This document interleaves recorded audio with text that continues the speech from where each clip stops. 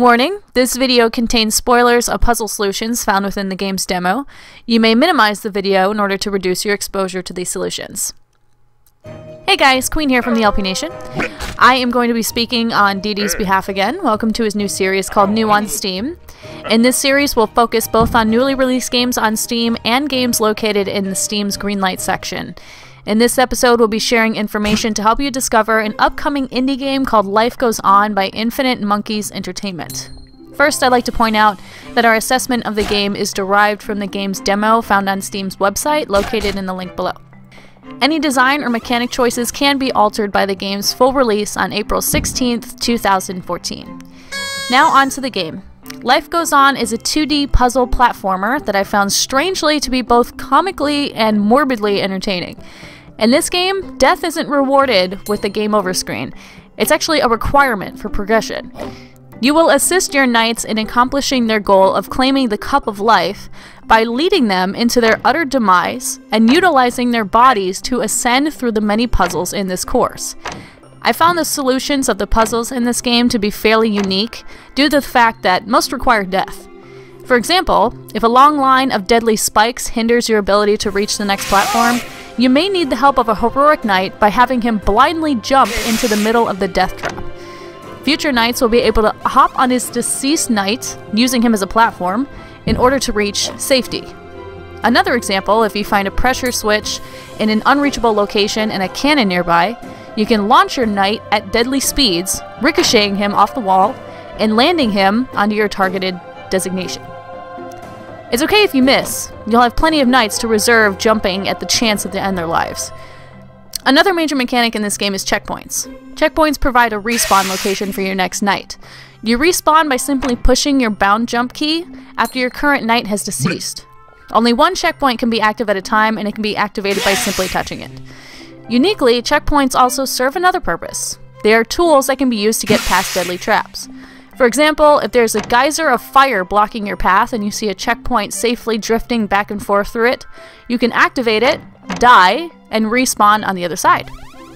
Another feature I found neat is that each knight you summon has their own unique name. Now let's get on to the design of the game. Some of you will say this game is a ripoff of the Cave's art direction. After doing some research, I found a quote by the game's developer.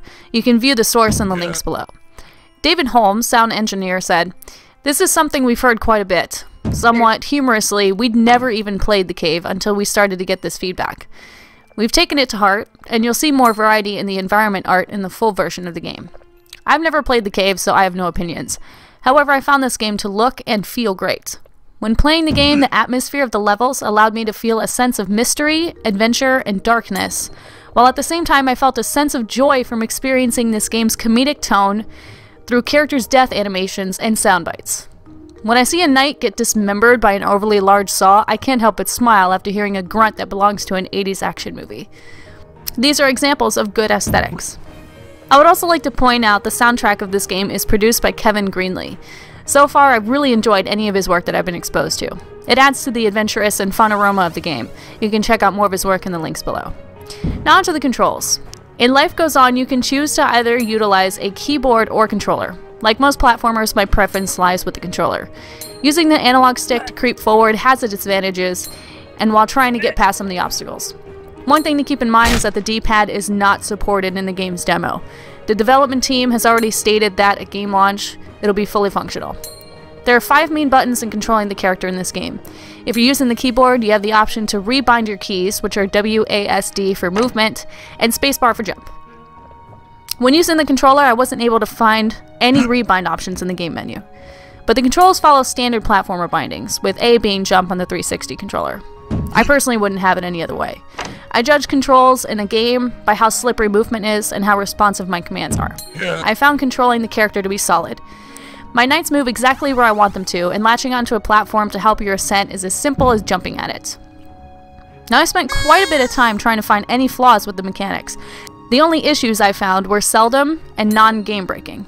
For instance, sometimes my character would float on top of an invisible bridge when 2 objects like a deceased knight and a platform were too close to each other. Now, I highly prefer this over having detection boxes too small. I find it extremely frustrating when my character falls through a sprite that should clearly be solid. With that being said, this in no way hindered my enjoyable gaming experience. Giving my assessment on the difficulty of this game is challenging. First, puzzles are my forte. Second, I'm analyzing a demo. After the demo, they could easily give us non-challenging puzzles as they could insanely hard ones, but I have faith in the development team to find a perfect balance between the two. The last portion of the game I'll be covering is how replayable the game is. To answer your question, it is extremely replayable. Other than simply finishing the level, there are several challenges to be completed. These challenges include completing the level under a certain amount of time and deaths. Another challenge in the game is locating carnivorous fuzzy creatures found in each stage. Finding this furball will give you a completion stamp on your scorecard upon level completion. This, however, comes at a cost. He will eat your current knight and add one to your death toll. So if you're a fan of puzzle games, platformers, or just looking for a game that's morbidly comedic, I recommend playing Life Goes On demo located in the Steam store in the link below. If you enjoy this game, go ahead and show some support for the development team. Other than that, I want to hear your opinions. Let me know what you think in the comment section. After playing the demo, how did you enjoy the game? What is your take on games that utilizes death as a way to progress? Any details that you found that I didn't cover? Remember, it's you, the gaming community, that makes games like this happen. Thanks for watching this video, and I'll catch you at the next episode of New on Steam.